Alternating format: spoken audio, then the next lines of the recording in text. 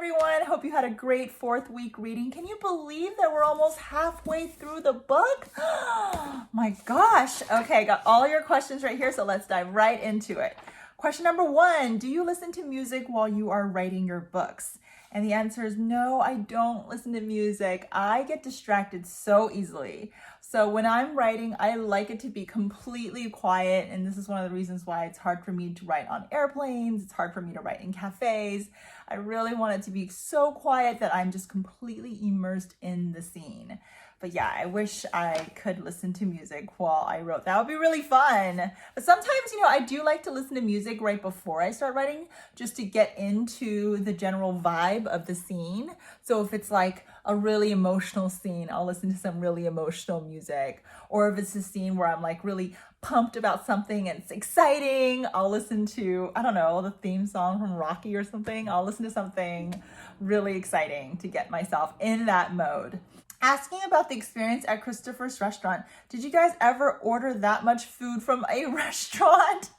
And the answer is, I don't think we ever ordered that much food, but we definitely did go all out sometimes. I think it was a combination of, feeling bad for a lot of restaurants and small businesses during the pandemic because it was a really, really hard time for so many restaurants. And also just being super, super sick of whatever food that I was able to make at home, which was very limited. I'm a terrible, terrible cook. I think it was a combination of those two things. Whenever we did order out, we'd just get a whole bunch of stuff. How do you get so much detail from your son's mind for the book? That's an excellent question. And, it's something I think about a lot is how do I get into this character's mind? And in this particular story, yes, it was my son. And that made it so much more special writing it. My actual son, Tilden, in real life, he has ADHD. He thinks very much like Knox. And that made it really, really interesting to get into this character's mind. I think first and foremost, I really have to identify with my characters. I have to understand what they're going through. I have to totally sympathize with the good and the bad, all the flaws, the imperfections. And that's the thing about writing characters that interests me the most is I love writing round characters, and your teachers will tell you a little bit about round characters versus flat characters. Flat characters to me are characters that don't have a lot of flaws. They're either all good or all bad. And that makes them kind of boring to me because in real life, how many all good and all bad people do you know?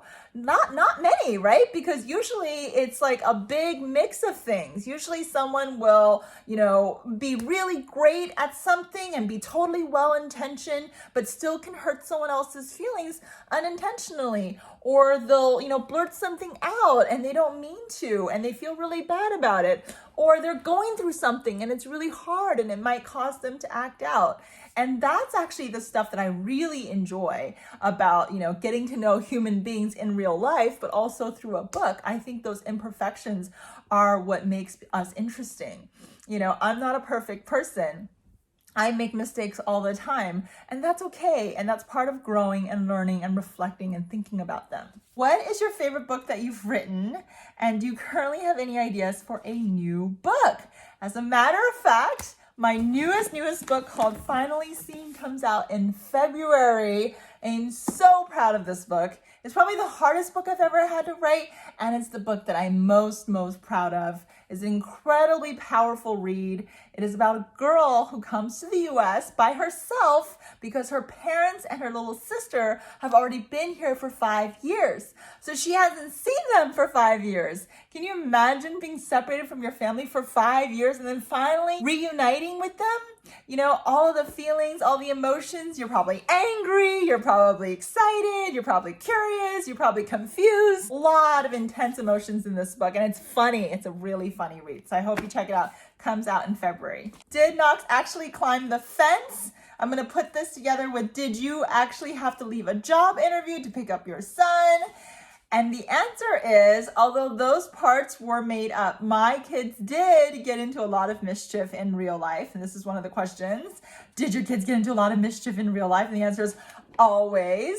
First of all, you got to understand during the pandemic how incredibly hard it was to single parent 3 kids as one person, right? I had to write all these books and they didn't really have in-person school. And so there was a lot of opportunity for them to get into mischief. And a question that people sometimes ask me is, why is the mom not paying attention in the book? Well, the answer is because the mom in real life, me, I was not paying attention in real life because I was so busy just trying to write this book for you guys. And it was such a hard time. And I think a lot of parents really struggled during that time. And yeah, it was an opportunity for kids to get into mischief and have fun and do whatever. I remember my kids would constantly go on the little hill by our house to go for a hike. Did your kids really make a LinkedIn account for dad? Okay, great question. They did not make a LinkedIn account for dad. However, everywhere we went, they would go in and try to get him an interview. So we would stop at the gas station and they would run into the gas station and be like, can my dad please work here? Please, please, please, please, please. And that's where I got the idea that they would go all out in this endeavor to find their dad a job. A great question I have from the Treehouse Bunch is we're learning about the writing process and interested in learning about your writing process. Do you use a story mountain or pre-map out your story before you start writing? It feels like the part of the book we're in right now is the rising action. And yes, the answer is yes, absolutely. I'm a huge believer in planning before I start writing. I didn't used to feel that way when I was a kid, but now as a professional author, it is the only way I can operate. There are some authors who don't need to do it and they can just sort of go, and we call them pantsers, but I'm not one of them. I am definitely a plotter. I love to plan. I like to have everything mapped out. Not everything, but most of the main emotional points. So we call this the emotional beats of the story. I want to have the main problems, the main conflicts, what I'm thinking in terms of where the story is going. I want to have all that planned out. And if you're interested in learning about how to plan the way I do it, you can watch a lot of these videos all on my YouTube channel. Just go to YouTube. I think it's Kelly Yang Author. It's all there. I made a lot of videos during the pandemic on how I plan, so you can watch them and how to build characters and things like that. But I love, love, love this question. I love planning because it helps me not get writer's block. Did any of your kids actually form a secret club to get their dad to America? It was constant in everyone's mind that we were trying to get dad to America. And the kids they had their own strategy. They had their own conversations, their own secret meetings about it. And in my mind, I was also thinking, what do I have to do to make this happen? But I think it was definitely front of mind in every single person in this household's mind. And also, don't forget, trying to get the dog, Cody, to come over. That was also a huge motivational factor. Which character is your favorite to write and create? Oh, that's such a good question. So I love all my characters like they're my own children. So it's really, really, really hard to pick. Knox was definitely a very special character. His sister Leah is also hilarious. And Bowen, I think, just has so much to offer and give. And there's so much complexity in Bowen that as an author, I just loved taking some of that complexity and really showing the nuances of that brotherly relationship. So all 3 kids were my faves. Did you actually write a list of what to do and not to do on the plane? Yes, that really happened. I had a whole list. I sat them down, family meeting, the works. I went through it. I think I even quizzed them. It was no joke. I was determined to get to America safely, including all the steps of how to be safe on the plane. What inspired you to create a character with ADHD in your writing? And that is based on my son's experience. Tilden has ADHD. It's something that we've been navigating as a family, the ups and downs, all of the magical, amazing components of ADHD. There are also challenges too, as anyone going through it will tell you. I think it's been an interesting journey trying to understand, all the different components of ADHD because there's so many different layers of it.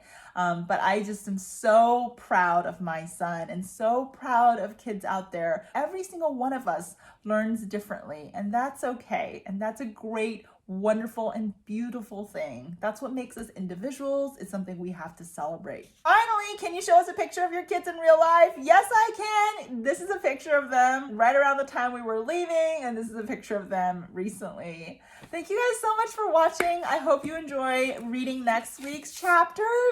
Send me all your questions. We are like at halfway to the big final live party. I am so excited. If any kids out there want to join me on camera for the live event, please tell your teacher, and then you can actually fill out a form. We're still looking for some students who want to do that. Please reach out if that sounds like you. Happy reading, you guys.